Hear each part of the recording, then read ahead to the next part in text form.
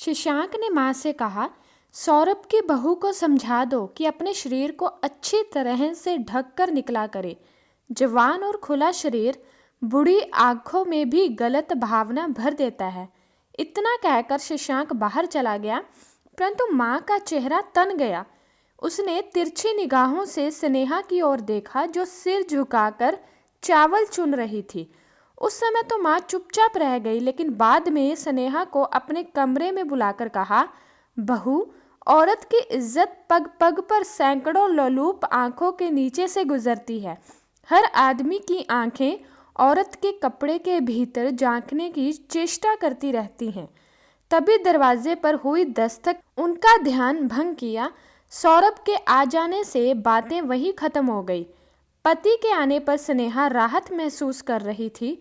अभी इस घटना को बीते 4-5 दिन ही हुए थे कि एक और विवाद ने जन्म ले लिया। हुआ यूं कि स्नेहा स्लीवलेस गाउन पहने बाथरूम से निकल रही थी कि अचानक डाइनिंग हॉल में शशांक उससे टकरा गया। बेचारी स्नेहा फुर्ती से अपने कमरे में चली गई। माँ, शशांक को एक और मौका मिल गया था। मुझे छोटी बहू का व्यवहार ठीक नहीं लग रहा है। अभी बच्ची है, अपने आप समझ आ जाएगी। माँ ने बात को ख़त्म करते हुए कहा, तुम बहुत भोली हो, पर यदि अभी से कंट्रोल नहीं किया गया तो परिवार की इज्जत पर बट्टा लग सकता है। माँ ने शशांक को डपटते हुए कहा, तुम कहना क्या चाहते हो? स्नेहा को समझाओ, मर्यादा में रहना सीखे। इसके तौर तरीके कुछ ठीक नहीं हैं। स्नेहा दरवाजे के पास खड़ी होकर अपने जेठ और सास के बीच हो रही बातें सुन रही थी। उसे समझ में नहीं आ रहा था कि उससे ऐसी कौन सी गलती हुई है जिसके उसकी सास और जेठ उसके चरित्र पर संदेह कर रहे हैं। उन सारी बातों ने जैसे स्नेहा के चेहरे से हंसी छीन ली। हमेशा खुश रहने वाली स्नेहा बुझी बुझी सी रहने लगी। उसे समझ नहीं आ रहा था कि अपनी व्यथा किससे कहे। जेठ उस पर अप्रोक्ष रूप से लांछन लगा रहे थे और उसकी सास, जो कि एकदम पुराने ख्यालात की थी, उसे रोज औरत की मर्यादा का पाठ पढ़ाती रहती थी। एक बार तो उसके मन में आया कि वह सौरभ से सब कुछ बता दे, परंतु दोनों भाइयों में बेहद प्रेम था और वह प्रेम कहीं उसके कारण टूटकर बिखर न जाए, इसलिए वह चुप थी।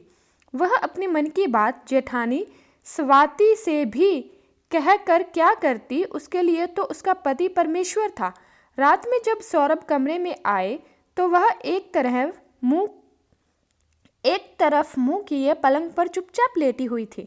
सौरभ ने पूछा, क्यों, तुम्हारी तबीयत खराब है क्या? स्नेहा ने कहा, नहीं, ऐसी कोई बात नहीं है, बस नींद नहीं आ रही। परंतु सौरभ समझ गया कि स्नेहा परेशान है। उसके मन में छिपे भाव चेहरे पे साफ साफ व्यक्त हो रहे थे। इतना उदास तो उसने स्नेहा को कभी नहीं देखा। उस समय सौरभ ने स्नेहा से कुछ भी कहना ठीक नहीं समझा। अगले दिन रविवार था। सौरभ ने स्नेहा के साथ फिल्म देखने और बाहर घूमने का प्रोग्राम बनाया। सौरभ ने सोचा कि स्नेहा घर के अंदर ही बंद दुनिया में रहते रहते उब गई है, इसलिए उदास है। कॉफी हाउस में कॉफी पीते हुए अचानक सौरभ ने स्नेहा से उसके उदास रहने का कारण पूछा। सौरभ ने कहा, मुझे 2-4 दिन के लिए ऑफिस के काम से बाहर जाना है। जब तक तुम अपनी मन की बात नहीं बताओगी, मैं निश्चिंत होकर नहीं जा पाऊंगा।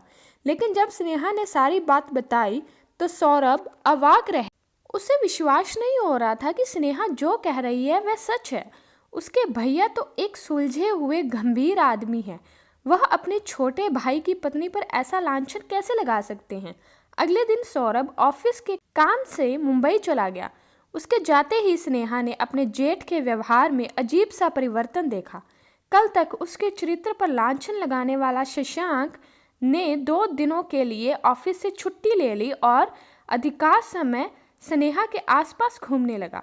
कभी वह किचन में कुछ लेने के बहाने आ जाता तो कभी ड्राइंग रूम में टीवी देखने के बहाने उसके कमरे की ओर नजरें टिकाए रखता। स्नेहा को शशांक की यह बदली मानसिकता समझ में नहीं आ रही थी। अगले दिन सुबह अचानक माँ की तबीयत खराब हो गई। उसके सीने में इतना तेज दर्द हुआ कि माँ को हॉस्पिटल लेकर जाना पड़ा। लगभग 4 घंटे बाद शशांक अकेला घर लौटा और स्नेहा से चाय बनाने को कहा। स्नेहा जैसे ही टेबल पर चाय रखकर जाने लगी, शशांक ने उसका हाथ पकड़ लिया और उसे अपनी तरफ खींचा। पहले तो स्नेहा ने अपना हाथ छुड़वाने का प्रयास किया, लेकिन जब शशांक ने उसका हाथ छोड़ने के बजाय शरीर को पकड़ने की कोशिश की तो स्नेहा ने एक झनाटेदार थप्पड़ शशांक के गाल पर जड़ दिया। शशांक को कतई उम्मीद नहीं थी कि छुई मुई से दिखने वाली स्नेहा ऐसा रौद्र रूप ले सकती है।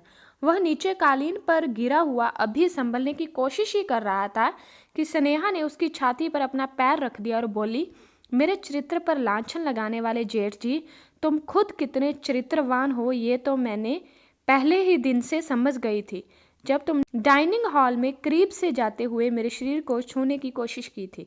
तुम अपने चरित्र को मुझ पर आरोपित कर मुझे घर में बदनाम करने की कोशिश की, मेरे चरित्र पर कीचड़ उछाला, जबकि तुम्हारा चरित्र ही गंदा और दागदार है।